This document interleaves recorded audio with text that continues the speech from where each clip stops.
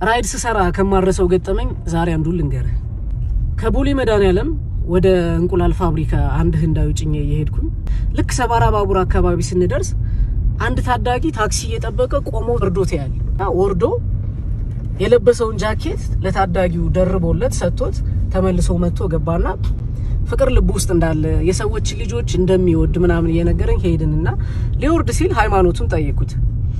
የሂንዱ እምነት ተከታይ እንደሆነ ሂንዱ የሚባለው ሃይማኖት ውስጥ ደግሞ በጣም ብዙ አምላኮች እንዳሉ እና ከነዛ አምላኮች ውስጥ እሱ የሚያመልከው አምላክ አይጥን እንደሆነ ነገረኝ።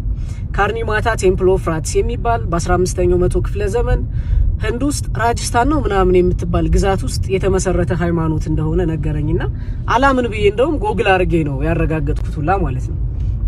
መጨረሻ ላይ አይጦች ሲሞቱ ወደ ሰው እንደሚቀየሩ፣ ሰዎች ሲሞቱ ደግሞ ወደ አይጥነት እንደሚቀየሩ ነግሮኝ ወረደ። በጣም የገረመኝ ነገር ምን እንደሆነ ታውቃለህ? ሄደ ይሄ ህንዳዊ ሃይማኖቱ ሌላ ነው። ሰባራ ባቡር ጋር የነበረው ልጅ ሃይማኖቱ ሌላ ነው። ህንዳዊው ቋንቋው ሌላ ነው፣ ባህሉ ሌላ ነው። ሰባራ ባቡር ጋር የነበረው ታዳጊ ቋንቋው ሌላ ነው፣ ባህሉ ሌላ ነው። አዝኖለት የለበሰውን ጃኬት እንዲሰጠው ያደረገው አንድና አንድ ነገር ፍቅር ብቻ ነው። አይጥን የሚያመልክ ሰው በዚህ ደረጃ ልብ ውስጥ ፍቅር አስቀምጦ እኔና እናንተ አላህ የሚባለው እግዚአብሔር የሚባለው ፍቅርን ብቻ የሚሰብከውን አምላክ እያመለክን ለምን በዚህ ደረጃ እንደተጠላላ ሊገባኝ አልቻለም። ሰው እንኳን ሞተ ሲባል ለማዘን አእምሮአችን ቅድመ ሁኔታ ይጠይቀናል። ሃይማኖቱን ይጠይቀናል፣ ብሔሩን ይጠይቀናል፣ ሌላም ነገር ይጠይቀናል።